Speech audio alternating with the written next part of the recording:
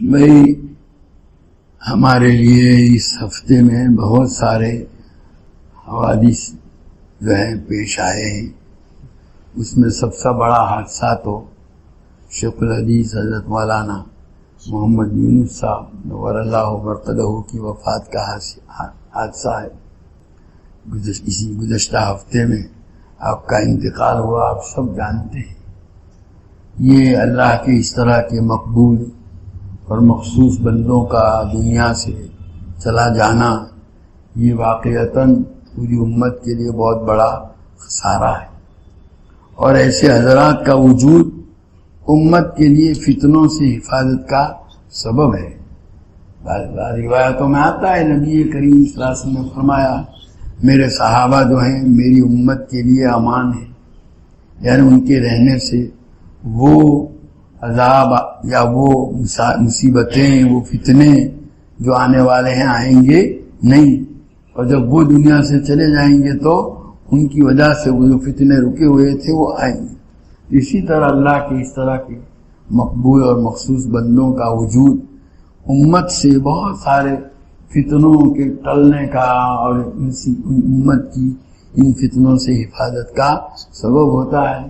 اس لیے ایسے حضرات کا چلا جانا واقعتاً امت کے لیے بڑا خسارہ ہے. جو دعا سکھلائی گئی ہے اس میں ہے وَلَا تَفْتِنَّا بَعْدَهُ، اے اللہ ان کے ہمارے اندر سے رخصت ہونے کے بعد ہم کو کسی فتنے میں مبتلا نہ کیجیے. معلوم ہے ان کے جانے سے فتنے کے امکانات بڑھ جاتے ہیں.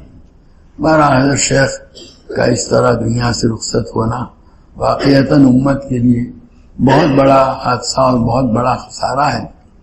آپ نے اپنی پوری زندگی جو ہے یہ علم دین کی خدمت کے اندر کھپائی. پڑھنے کے لیے جب سہارنپور آئے تو شروع ہی سے طبیعت میں کچھ کمزوری اور بیماری تھی.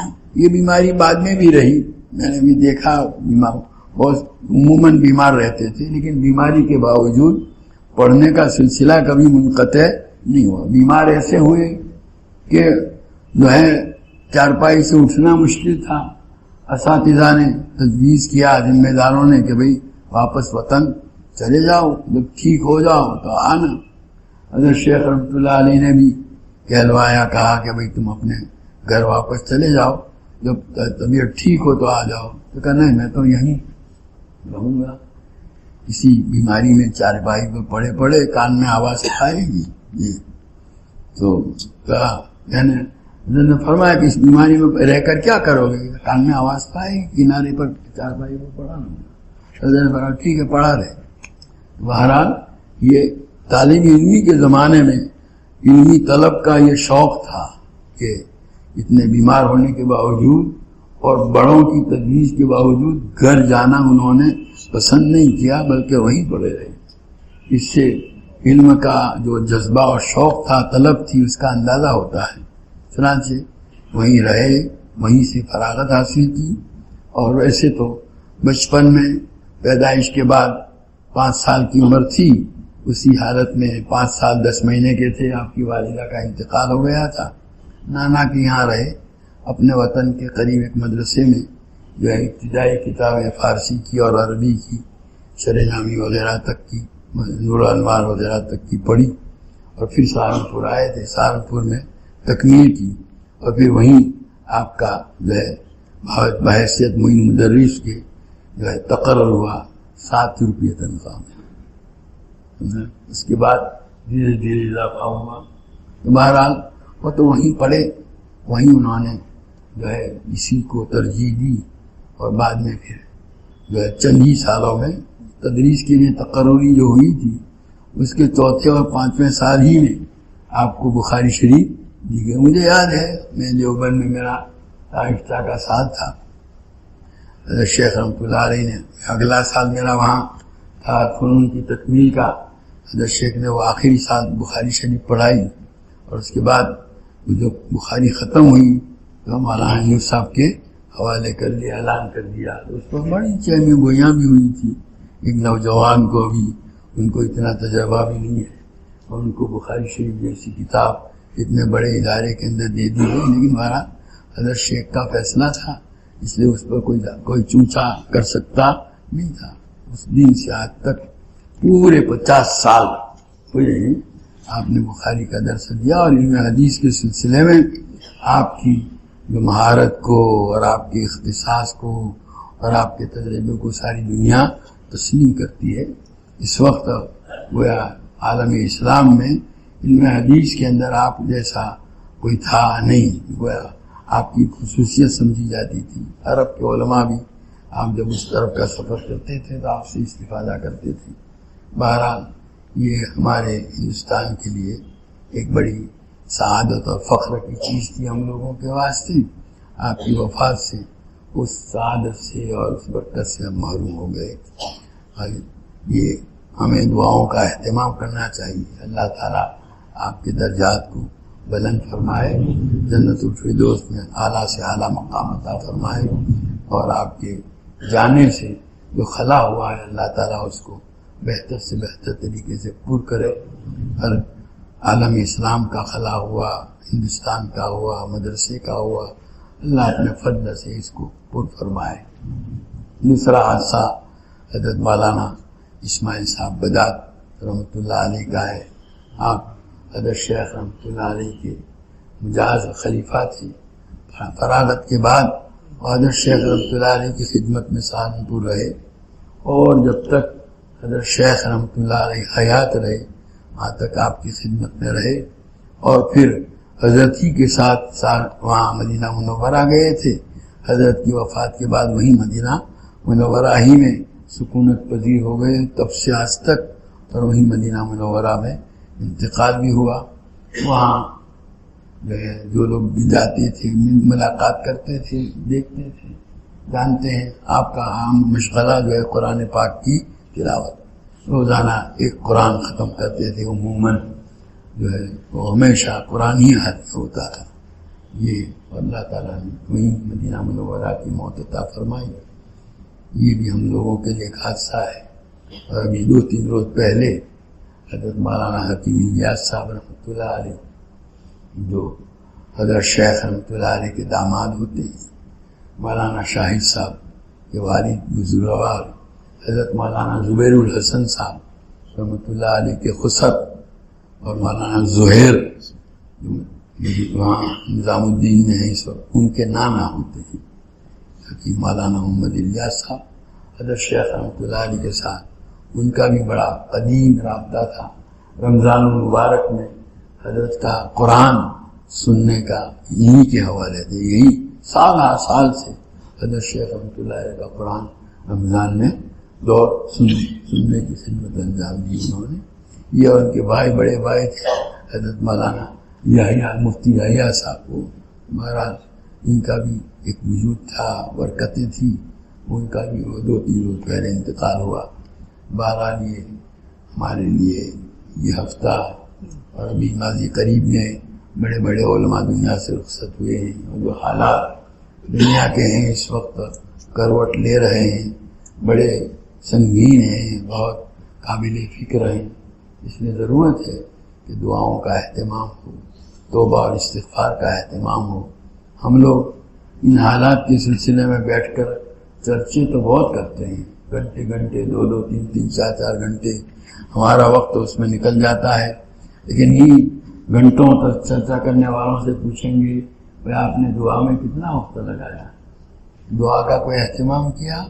تو اس کی طرف سے مکمل غفلت برتی جاتی ہے.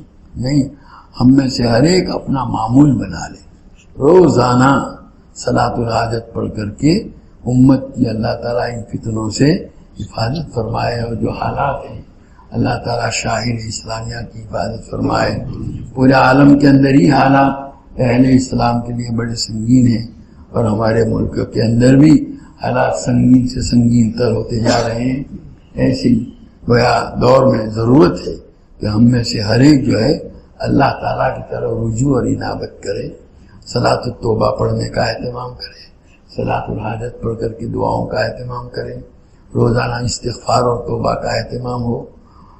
یہ اپنے گھر کے لوگوں کو بھی اس کی طرف متوجہ کیا جائے.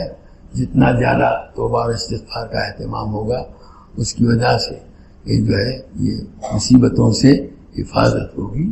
قرآن پاک میں اللہ تبارک تعالیٰ نے جو ہے اللہ کے عذاب سے امان کی دو چیزیں بتلائی. وما کان اللہ یعذبہم وانت فیہم وما کان اللہ معذبہم وہم یستغفرون.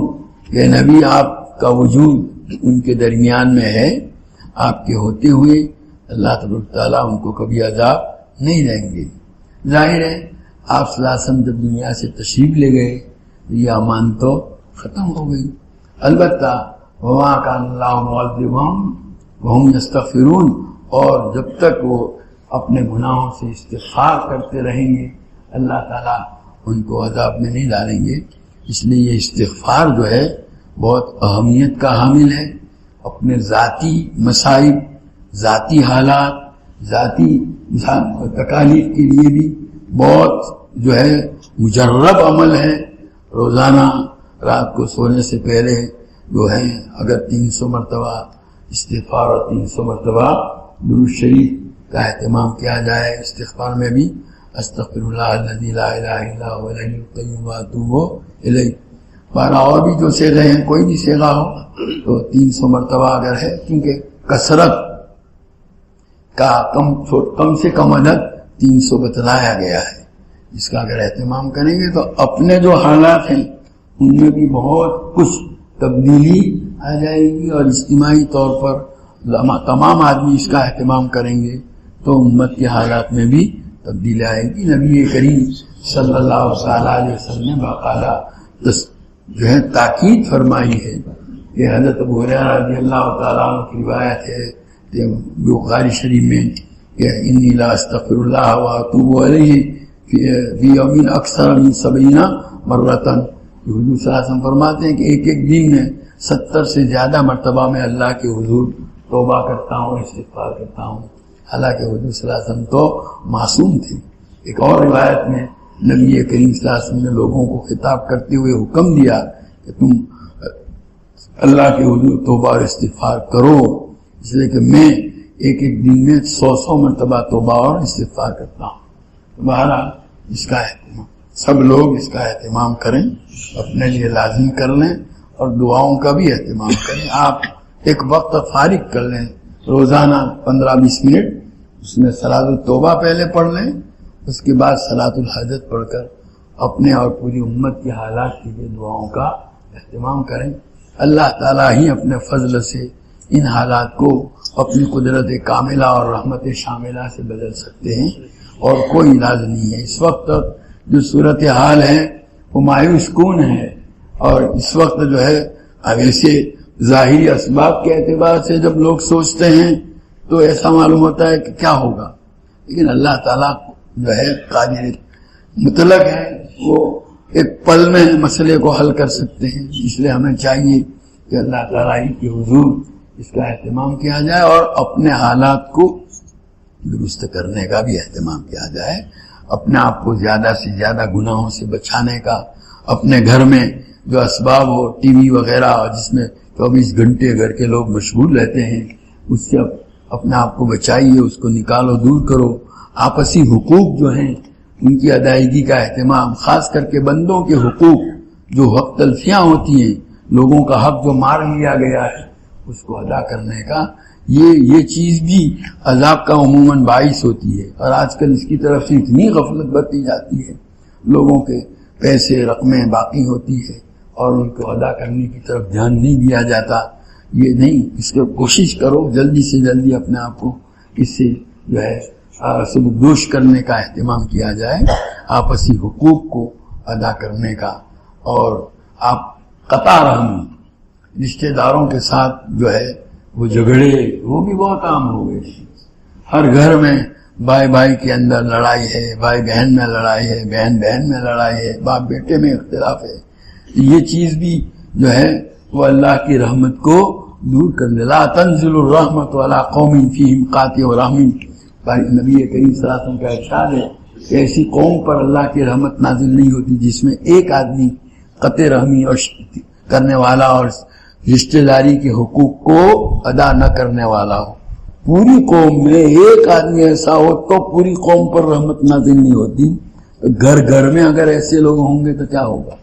اس لیے اس کا بھی اہتمام، آپس کے معاملات کو درست کر لو، آپس میں مل جل کر کے ٹھیک کر لو، حقوق ادا کر لو، ادائیگی کے لیے یہ کر لو، آپس میں معافی تلافی کرو، رشتہ داروں کے ساتھ بھی حقوق کی ادائیگی کا اہتمام کرو، تو انشاءاللہ امید ہے ان حالات میں تبدیلی آ جائے۔ اس کا ہر آدمی اہتمام کرے، اپنے گھر میں بھی اس کی کوشش کرے اور اپنے متعلقین کو بھی اس کے لیے آمادہ کرے۔ اللہ تعالی ہم سب کو اس کی توفیق عطا فرمائے۔